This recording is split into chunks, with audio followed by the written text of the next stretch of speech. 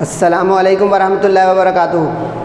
उम्मीद है आप सब खैरियत, तंदुरुस्ती और आफ़ियत के साथ होंगे। आप देख रहे हैं मेरा और अपना YouTube channel JJC by sir Jawwad. मैं हूं जव्वाद अख्तर। आज की lecture video first year maths की न्यू एक्सरसाइज 4.3 स्टार्ट होने जा रही है। इंशाल्लाह ये एक ही लेक्चर वीडियो में मैं कंप्लीट करने की कोशिश करूँगा। छोटी सी एक्सरसाइज है, शुरू करते हैं। बिस्मिल्लाहिर्रहमानिर्रहीम। चैप्टर नंबर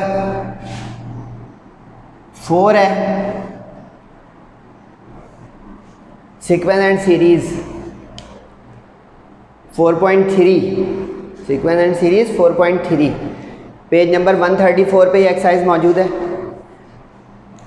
4.2 का टाइटल था arithmetic progression. Category wise systematic way में करें आप लोग, तब आपको पढ़ाई में मज़ा आएगा। 4.3 का टाइटल लगाएं एरिथमेटिक मीन। एरिथमेटिक मीन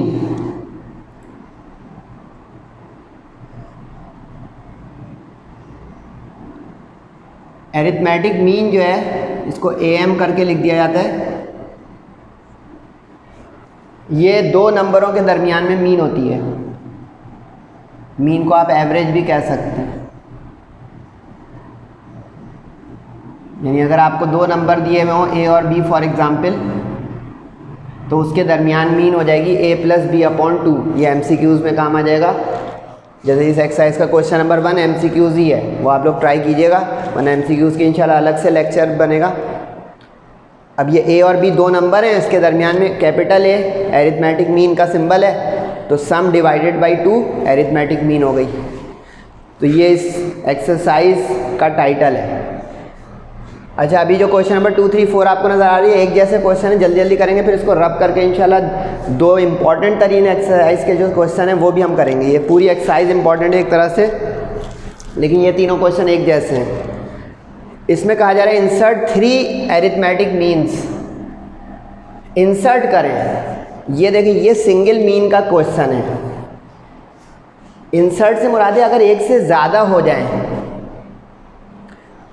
अब जो दो नंबर आपको दिए हुए होंगे हमेशा इस तरह से, वो हो जाएगा A और B, जिसके दरमियान इंसर्ट करना है। थ्योरी भी लिखें, कॉन्सेप्ट भी बनाएं। तो अब हम लेट करेंगे, अगर एक से ज़्यादा होंगे तो हम उसका नाम रखेंगे A1, A2, A3।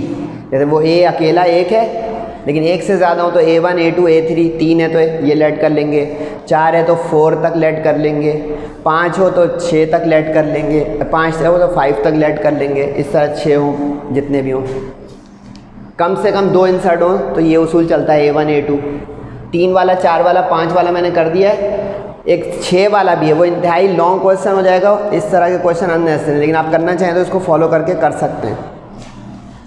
लेट कर लिया, यहाँ तक समझ में आ गया। अब लेट करने से ये होगा कि हमारे पास एक एरिथमेटिक प्रोग्रेशन बन जाएगी, यानी एक प्रोग्रेशन बन गई, सीक्वेंस बन गई। इस 3 और 11 को लेके इंसर्ट किया, 3 इंसर्ट मतलब दरमियान में रखे, तो ये एक प्रोग्रेशन बन गई AP। अब इस पर गौर करें तो ये फर्स्ट टर्म बन गई इसकी, और ये second, third, fourth, fifth term बन गई। ये फिफ्थ टर्म आ गई और ये फर्स्ट टर्म आ गई।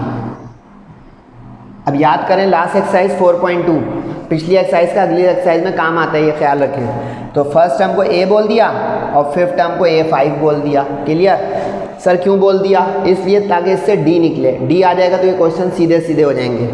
अब nth टर्म फार्मूला आप लोगों को याद हो गया है 4.2 करके माशाल्लाह। AN A5 है, A3 है, 5 टर्म हो गई, 1, 2, 3, 4, 5, तो इसका मतलब n यहाँ पे 5 हो गया। ठीक, नंबर ऑफ टर्म्स को n कहते थे ना। 5 - 1 4, 3 उधर जाके -8, 8 से 4 कैंसिल होकर 2 आ गया D। अब ये समझिएगा ये क्यों D आया, क्योंकि D आया ना, तो अब ये सेकंड टर्म हो जाएगी A2, ये थर्ड टर्म हो जाएगी, ये फोर्थ टर्म हो जाएगी। तो अब हम लास्ट लेक्चर को देखें तो सेकंड टर्म होती है A+D। A क्वेश्चन में था, D हमने निकाला। अब जल्दी जल्दी करते हैं। D2 आ गया, 3 + 2 5, A+2D नेक्स्ट टर्म हो जाएगी थर्ड टर्म, तो 2 2 = 4, 4 + 3 7, उससे नेक्स्ट टर्म फोर्थ टर्म हो जाएगी, तो A+3D, 3 2 = 6 + 3 9। तो इस तरह ये 3 एरिथमेटिक मीन इंसर्ट हो गई, आंसर आ गया। यानी थीम समझ में आई क्वेश्चन की।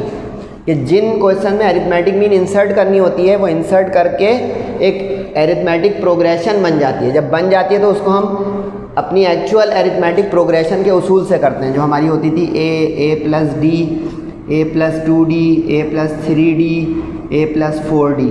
अब देखिए इससे क्या फ़ायदा हुआ, खुद ही नज़र आ रहा है कि ए प्लस डी किस पोजीशन पे, तो ए प्लस डी हो गया। ए प्लस 2d किस पोजीशन में है, वो दूसरा हो गया, तीसरा हो गया। यानी ये हमारी अब A1, A2, A3, A4, अब जितने भी पूछे आपको समझ में आना चाहिए। तो अगले क्वेश्चन रिवीजन जैसे जल्दी जल्दी कर लें ताकि लेक्चर छोटा हो जाए। अब 4 मीन इंसर्ट करने कह रहे हैं, बस क्वेश्चन थोड़े मुश्किल होते जाएंगे क्योंकि उसने अब वैल्यू थोड़ी रूट वूट वाली दे के परेशान किया है बच्चों को, लेकिन no tension, maths is maths. अब 4 हैं तो A4 तक लेट हो गया, क्लियर। तो अब हमारी प्रोग्रेशन बन गई √2 और 12/√2 के दरमियान 4 तक। ये देखिए देख देख के भी करेंगे तो हो जाएगा। अब फर्स्ट टर्म A यहाँ पे √2 है, अब लेकिन यहाँ पे 4 इंसर्ट हो गई तो ये 6 टर्म के तौर पे आ जाएगी।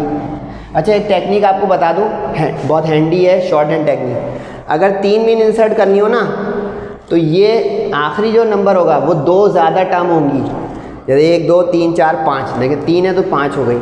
अब ये 4 मीन इंसर्ट करनी है तो ये 6ठी होगी, 4 + 2।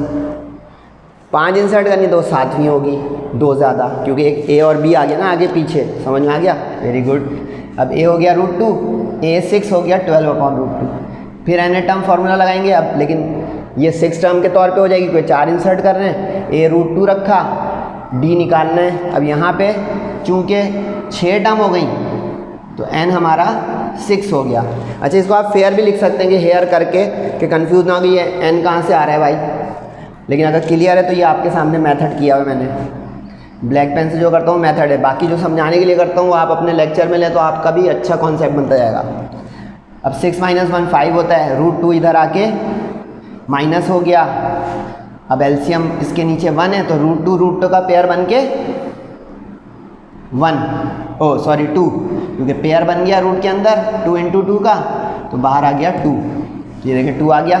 अब 12 - 2 10 और ये 5 इधर आ गया, क्रॉस मल्टीप्लाई तो 5 √2, तो d की वैल्यू अब आ गई यहाँ से 5 से 10 को काट दें तो 2/√2। अच्छा अब 2/√2 में अपॉन में रूट है, हम जानते हैं denominator should be free from radical, तो रैशनलाइज करेंगे। रैशनलाइज का तरीका क्या होता है, उसी रूट से मल्टीप्लाई डिवाइड, तो ऊपर वाला रूट 2 √2 हो गया और नीचे का पेयर बन के बाहर आ गया, तो d आ गया आसान सा √2। लेकिन समझ में आई ना बारीकी, इसमें थोड़ा ट्रिक है इसके मुकाबले में क्योंकि रूट आ गए। अब जल्दी जल्दी फारिग करें खुद ही। A1 A + D, A + 2D, A + 3D, बस एक ज़्यादा होगा A + 4D, क्योंकि 4 इंसर्ट करनी है। अब रूट एक जैसे हो तो उनके पीछे कोफिशिएंट ऐड हो जाता है, तो 1 + 1 2, 1 + 2 3, रूट कॉमन हो जाएगा, रूट को नहीं 2 2 4 कर दीजिएगा, 3 + 1 4, 4 + 1 5। तो इस तरह हमारे पास 4 इंसर्ट हो गई अरिथमेटिक, 2 √2, 3 √2, 4 √2 एंड 5 √2। Understand, excellent. अब 5 इंसर्ट करनी है, एक ही काम कर करके बोर नहीं हो जाएगा क्योंकि इंपॉर्टेंट है, तो मैं इसलिए कर दिए 3। इससे अगला 6 वाला नहीं करें। अब 5 है तो 5 तक इंसर्ट कर दिया A5, ठीक। अब ये हमारी फर्स्ट टर्म हो जाएगी 5 √5/2। अब 5 इंसर्ट करनी है तो ये 5 तक। अभी क्या टेक्निक सिखाई थी, 5 इंसर्ट करनी है तो ये 7वीं टर्म हो जाएगी, गिन के भी देख लें 1 2 3 4 5 6 7 टर्म हो गई है, ठीक। अब A7 इसलिए लिख दिया, जैसे ये हो गई हमारी 6ठी टर्म तो इसलिए इसको हमने A6 लिख दिया, रटने का नहीं समझने का, ठीक। अब A और A7 हो गया, फिर एन टर्म फॉर्मूले से अब D निकालेंगे। अब तो लग रहा है याद ही हो गया होगा। A7 की वैल्यू क्या है भाई, √5/2, ठीक है। A √5/2 हमारा ये रहा, रख दिया। अब n यहाँ पे 7 है, 7 टर्म्स हो गई, तो 7 - 1 6, ये इधर आके माइनस हो गया, ठीक हो गया। अब यहाँ पे भी एलसीएम, इसके नीचे 1 है तो 4 2 8 √5। अब ये सिखा चुका हूँ कि रूट एक जैसे हो तो कॉमन हो जाते हैं, बाहर की गिनतियाँ ऐड सब्ट्रैक्ट होती हैं, तो 8 - 1 7, ठीक है। 7 √5/2। अब 6 को इधर क्रॉस कर दें तो 6 इधर आके 6 2 12। समझ में आ गया। D डरे नहीं D की शक्ल देख के, ये मैथ से। अब पुट करते हैं A + D। A क्या था भाई, √5/2, D हमने निकाला।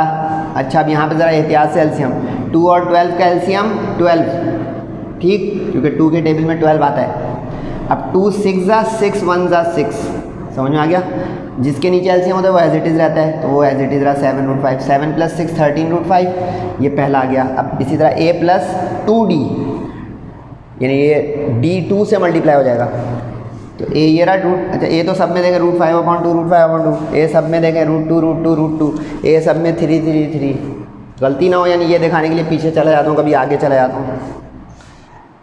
अब यहाँ पे 2 और 12 का एलसीएम नहीं, 3 1 ज़ा 3, 3 4 ज़ा 12, आसान बन रही हो तो मैथ्स आसान बनाए, जान के मुश्किल ना बनाए। अब 2 और 4 का एलसीएम 4, समझ में आ गया। अब यहाँ पे भी 2 और 12 का नहीं, 6,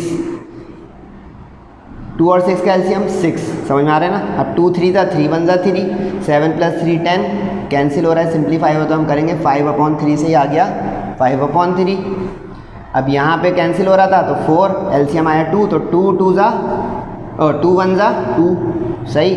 7 + 2 9, नहीं कैंसिल हो रहा है तो छोड़ते हैं, कैंसिल हो रहा है तो कैंसिल कर देंगे, डेसिमल नॉट अलाउड। अब 4 टाइम्स, अब यहाँ पे भी ध्यान से 4 1 ज़ा 4 3 ज़ा,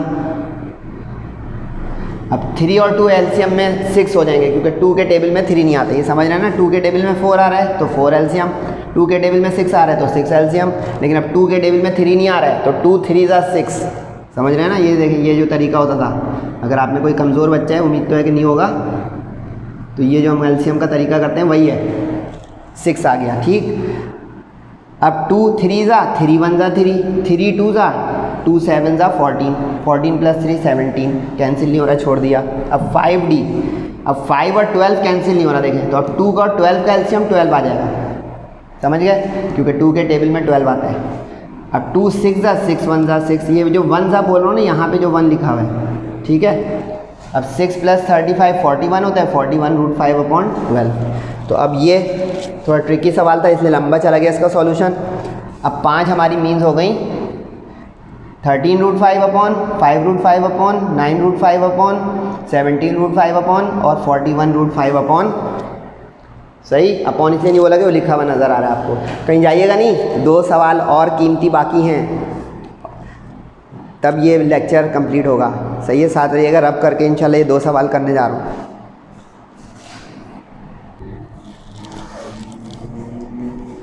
ये लास्ट 2 क्वेश्चंस देख लें, 4.3 चल रही है, क्वेश्चन नंबर 6 है और 7 है, लास्ट 2 क्वेश्चन है इस एक्सरसाइज के। If 5 and 8 are 2 arithmetic means between C and D, find C and D। अभी मैं आप लोगों को बता चुका हूँ कि अरिथमेटिक मीन इस एक्सरसाइज का टाइटल है, टाइटल लगा के चलें ताकि हर एक्सरसाइज आपको आसान लगने लगे। अब इसमें उसने कहा कि 5 और 8 अरिथमेटिक मीन्स हैं। अभी हमने 3 सवाल किए थे अरिथमेटिक मीन के। अब C और D 2 नंबर हैं, तो ये देखें C और D 2 नंबर हैं, C और D 2 नंबर हैं, उनके दरमियान अरिथमेटिक मीन है A1 और A2, सही है यहाँ तक। तो अब अरिथमेटिक मीन 1 से ज़्यादा हो तो मैंने क्या सिंबल्स बताए थे, A1 A2, तो A1 A2 सिंबल हो गए, 5 और 8 उसकी वैल्यू गिवन है, ठीक है यहाँ तक। अब इस बुनियाद पे हमारी एक अरिथमेटिक प्रोग्रेशन बन गई C A1 A2 और D। A1 A2 की वैल्यू दी हुई है 5 और 8, तो इसका अंदर C 5 8 और D हमारी अरिथमेटिक बीन बन गई और करके अरिथमेटिक प्रोग्रेशन, सॉरी। अब 4.2 याद कीजिए, जिसमें हमने अरिथमेटिक प्रोग्रेशन की डेफिनेशन पढ़ी है कि हर 2 कंसेक्यूटिव टर्म का डिफरेंस बराबर होता है। तो अब common difference second term minus first term, याद आ गया, second term minus first term is common difference. अब यहाँ पे एक मसला है, सही से नोट कीजिएगा, उसने क्वेश्चन में ही डी दे दिया ताकि स्टूडेंट कंफ्यूज हो, तो अब हमें कॉमन डिफरेंस का निशान अपना बदलना पड़ेगा, क्योंकि हम क्वेश्चन तो बदल नहीं सकते। तो अब इसलिए मैंने नाम रखा है इसका डी डैश, ताकि क्वेश्चन का डी अपनी जगह कायम रहे, वरना 2 डी हो जाएंगे, कैंसिल वैंसिल ना हो जाए, कंफ्यूज ना हो जाए, ठीक है। तो अब second term minus first term, third term minus second term, ये सब बराबर होंगे क्योंकि अरिथमेटिक प्रोग्रेशन है। अब गौर करें तो बीच की दो गिनतियाँ हमें पता हैं, तो ये सिरा मिला इस सवाल का सिरा पकड़ना है कि दरमियान की जो दो टर्म है उससे हम डिफरेंस निकाल लें। तो 8 - 5 से इसका डिफरेंस आ गया 3, ये सिरा मिल गया। आप बहुत जल्दी फारिग करें सवाल को। अब डी डैश हर दो टर्म का बराबर होगा, तो 5 - c। अब डी डैश 3 निकाल चुके हैं, 5 हमें नज़र आ रहा है, c आ जाएगा। तो c इधर आके प्लस हुआ, 3 उधर जाके माइनस हुआ, c की वैल्यू 2 आ गई। अब लाइकवाइज चौथी और तीसरी टर्म का डिफरेंस भी बराबर होगा, तो चौथी टर्म और तीसरी टर्म का डिफरेंस यहाँ पे तीसरी और दूसरी का था, और यहाँ पे चौथी और तीसरी का हो गया। अब d - 8, अब d डैश हमने डिफरेंस निकाला हुआ 3 रखा, 8 इधर आके प्लस हो गया, तो 8 + 3 11, दो वैल्यूज आ गई। आसान क्वेश्चन था, बस इसमें बारीकी ये थी कि d उन्होंने सवाल में दिया है, आप उससे हट के कॉमन डिफरेंस रखें ताकि कन्फ्यूजन ना हो। समझ गए? अच्छा, ये है क्वेश्चन ऑफ द एक्सरसाइज, तवज्जो रखिएगा, इंपॉर्टेंट भी है और क्वेश्चन ऑफ द एक्सरसाइज भी, ये भी इंपॉर्टेंट था। ये पूरी एक्सरसाइज ही इंपॉर्टेंट है, आप एक्सरसाइज के ऊपर इंपॉर्टेंट का निशान लगा सकते हैं। इसमें क्या है, find n so that this may become arithmetic mean between a and b, कि n की कीमत बताइए। n नज़र आ रहा होगा आपको पावर में इतनी सारी जगह पे, कह रहा है इस n की वैल्यू बताएं। आ गई, लेकिन कैसे आई कि अरिथमेटिक मीन बन जाए। अब अरिथमेटिक मीन की थ्योरी याद करें कि सिंगल अरिथमेटिक मीन की थ्योरी मैंने इस एक्सरसाइज के शुरू में, बिल्कुल आज ही के लेक्चर के बिल्कुल शुरू में बताई थी, a + b/2। चेक कीजिएगा, रेड पेन से लिखा था a + b/2। तो ये अरिथमेटिक मीन का हमारा जर्नल फार्मूला है, सही। इस सवाल में वो कह रहा है कि दिस में बिकम अरिथमेटिक मीन, यानी अब इस क्वेश्चन के मुताबिक ये मीन है, एक हमारा मीन हमेशा का थ्योरी का जर्नल, और इस क्वेश्चन का ये। तो अब ट्रांजिटिव प्रॉपर्टी क्या कहती है कि अगर ये भी मीन है, ये भी मीन है, तो इसका अंदर वो दोनों मीन बराबर हैं। क्लियर? तो अब हम इन दोनों को बराबर लेके चलेंगे। ये है क्वेश्चन का सिरा पकड़ा हूँ मैं आपको। तो अब a और a, यानी ये हमारा जर्नल थ्योरी का दो नंबर्स के बीच की मीन, और ये अकॉर्डिंग टू दिस क्वेश्चन, तो हेयर लिख दिया कि here in this question arithmetic mean is this. अब इक्वेट कर देंगे देयरफॉर करके, क्योंकि ये दोनों मीन है, ये भी मीन है, ये भी मीन है, तो बराबर। अब मैथ से ज़रा मैट्रिक 9th वाली क्रॉस मल्टीप्लाई कॉमन लेना और क्वेश्चन को ख़त्म करना। अब अपॉन है दोनों तरफ, क्रॉस मल्टीप्लाई करें, ये क्रॉस होकर इधर आएगा, ये 2 उधर क्रॉस होकर जाएगा। क्लियर? अब मल्टीप्लाई ज़रा ध्यान से समझें, पहली टर्म को दोनों से मल्टीप्लाई करेंगे और दूसरी टर्म को दोनों से मल्टीप्लाई करेंगे, यही तरीका है मल्टीप्लाई का, सही। अब a को जब a n+4 से मल्टीप्लाई करेंगे तो गौर करें बेस सेम है, पावर ऐड हो जाएगी, तो a n+4 + 1, base same power add हो गई a n+5। समझ में आई कैसे आए a n+5, base same power add. a और b मल्टीप्लाई नहीं हो सकते, तो एज इट इज़ आ जाएंगे a × b n+4। क्लियर? अब इसी तरह b और a मल्टीप्लाई नहीं हो सकते, तो ये एज इट इज़ आ जाएगा, लेकिन तरतीब ख्याल रखिएगा, a पहले लिखें b बाद में लिखें, सही। अब ये मैंने जैसे करके दिखाया, दूसरा आप करके देखें, b के ऊपर पावर 1 है, तो b × b की पावर n+4 क्या हो जाना चाहिए, बेस सेम पावर ऐड, तो 4 + 1 5 आ गया। Clear? Base same power add multiply में ये जो किया इसको देखिएगा। इस तरह b भी रख देंगे तो b के ऊपर n+5 आ जाएगा। 2 × 1 क्लियर? अब आपको यहाँ पे एक चीज़ देखनी है कि n+5 यहाँ पे भी आया, n+5 यहाँ पे भी आया, ठीक। इसी तरह n+5 यहाँ पे भी आया और n+5 यहाँ पे भी आया, b वाला b के साथ, a वाला a के साथ, क्योंकि ये अगर एक गलती अब यहाँ पे हुई ना, ये भूल-भुलैया डॉजिंग क्वेश्चन है, भटक जाएगा और फिर कभी भी रिवर्स होकर ट्रैक पे नहीं आएगा। अब देखें ज़रा, 2 बड़ा है 1 छोटा है, तो मैं 2 को तरफ लेके इधर, तो 2a ये नज़र आ रहा होगा, ये a उधर जाके माइनस इसके करीब लिखा ताकि इन दोनों को सॉल्व कर सकें, ठीक। अब इसके बाद ये नहीं लिखा है मैंने, इसके बाद a वाला लिखा जिसमें a की पावर छोटी है, तो गौर से देखें, इस a की पावर छोटी है n+4, इसको भी उधर ले गया, सबको उधर ले जा रहा हूँ, ये ध्यान रखिएगा। अच्छा, ये कंफ्यूज नहीं हुआ कि सर कभी राइट पे ले जाते हैं कभी लेफ्ट पे, मैं बड़े की तरफ ले जाता हूँ। अगर आप कंफ्यूज हैं सबको इधर लाएं, माइनस आ जाएगा, साइन चेंज कर दें, असल मैथ्स को समझना है, सही है। तो ये अब राइट पे जाके ये वाला माइनस हो गया, ठीक हो गया। अब बी वाले की बारी है, क्योंकि देखें 3 में ए की पावर है, ए की पावर इसमें थी, ए की पावर इसमें थी, ए की पावर इसमें थी, ट्रिक बता रहा हूँ। अब बी की 3 है पावर वाली, एक ये है बी की पावर n+4 वाली, एक बी का ये अंडरलाइन 2 किए में, ये 2 का 3 हो गए, समझ गए, ये एक और ये एक और एक 2। ये जो मैं कर रहा हूँ ना क्रॉस और अंडरलाइन अलग अलग पेन से, आप पेंसिल से करें, आप भी इंशाल्लाह एक अटैम्प्ट में ये सवाल करेंगे। अब ये वाला n+4 वाले को उधर ले गया, ये आ गया, क्लियर। अब लिखा ये वाला, ताकि बड़ी वाली पावर 2 के साथ n+5 आ जाए और ये छोटी वाली पावर उधर जाके इसके साथ माइनस हो जाए। अब ये स्टेप सबसे क्रूशल स्टेप है इस क्वेश्चन का, क्योंकि इसमें तरतीब जो मैंने बनाई ना समझ के और समझाई, अब ये क्वेश्चन यूँ थ्रू होगा माशाल्लाह, क्योंकि कॉमन लेना आ जाएगा। अब देखें 2 - 1 1 हो गया, कितना आसान हो गया। अगर एक जगह लिखा, ये अपनी जगह रहा, ये अपनी जगह रहा, 2 - 1 1 हो गया। देखा, ये अगर सही स्टेप ठहर के कर लें 1-2 मिनट में तो नीचे तेज़ तेज़ हाथ चलेगा। अब इन 2 में से कॉमन लें, इन 2 में से कॉमन लें, जैसे फैक्टर्स बनाते हैं। अब n+4 और n+5 में छोटी पावर क्या है, n+4, n+4 आ गया कॉमन। अब अगर 4 कॉमन आ गया तो अंदर 5 की वजह से 1 बचा, तो यहाँ पे देखें a के ऊपर 1 बचा। ये पूरा कॉमन ले चुका हूँ तो यहाँ माइनस करके से b बचा, समझ गया यहाँ तक। अब माइनस और प्लस में से माइनस कॉमन आता है, माइनस कॉमन आ गया। अब bn+4 और bn+5 में छोटी पावर क्या है, n+4, तो n+4 b का कॉमन आ गया। अब यहाँ a बचा, माइनस साइन चेंज करता है तो माइनस इंटू माइनस प्लस का ये वाला साइन चेंज हो गया। अब bn+4 कॉमन लिया हुआ है तो एक पावर यहाँ पे बची तो b1, क्योंकि 1 और 4 5 हो जाएगा, यहाँ पे 1 और 4 5 हो जाएगा। अब इससे फ़ायदा क्या हुआ, लेकिन दोनों ब्रैकेट एक जैसे हो गए, यानी हमने ये स्टेप जो किया ना इससे हुआ ये सब, वरना अभी ये गलत हो जाएगा तो ब्रैकेट सेम नहीं आएंगे। अब सेम आ गया तो कॉमन ले लें, जो बाहर बचा हुआ है दूसरा फैक्टर वो ले लें।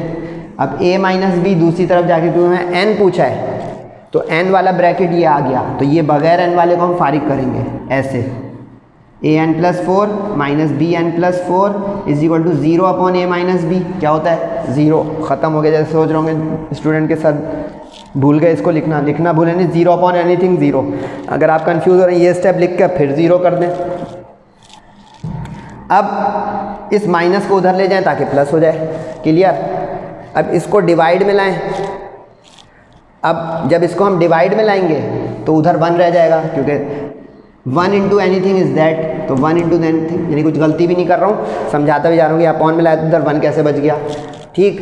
अब दोनों पे बेस पे पावर एक जैसी है, ये आपने कभी सुना हो बचपन में कि अगर ऊपर भी x² हो नीचे भी y² हो तो हम इसको एक मरतबा स्क्वायर में लिख सकते हैं, सही ऐसा लिख सकते हैं ना। अगर x पे y पे दोनों पे क्यूब हो तो हम लिख सकते हैं कि भाई ये पूरे पे क्यूब है। तो अब यहाँ पे देखें दोनों पे पावर 1 है तो दोनों को a b की पावर बना दें, ठीक। अब ये एक स्टेप आ गया, फिर आखिरी समझने का क्वेश्चन एंड, एक्सरसाइज भी एंड, लेक्चर भी एंड, कि किसी भी चीज़ की पावर 0 1 होती है, किसी भी चीज़ की पावर 0। अब जैसे ये 1 होता है तो अब यहाँ पे हम अपने मतलब की चीज़ लिखेंगे, वो चीज़ का मतलब क्या है। यहाँ पे a और b है तो हम a और b लिख देंगे ताकि उसकी पावर 0 भी 1 हो जाए, क्योंकि किसी भी चीज़ की पावर 0 1, तो x की पावर 0, y की पावर 0, तो a अपॉन b की पावर 0 1। इससे फ़ायदा क्या होगा, बेस सेम हो जाएगी तो इंडिसेस कंपेयर हो जाएंगे। इंडिसेस का मतलब ये पावर, इंडिसेस इंडेक्स का प्लूरल यानी पावर एक्सपोनेंट, पावर या एक्सपोनेंट, समझ में आ गया क्वेश्चन एंड। क्योंकि अब n+4 के सामने 0 लिखा हुआ है, 4 उधर जाके माइनस हुआ, is the required value of n। Important question था, थोड़ा ट्रिकी है, लेकिन रिवाइज कीजिएगा, ठहर ठहर के करें।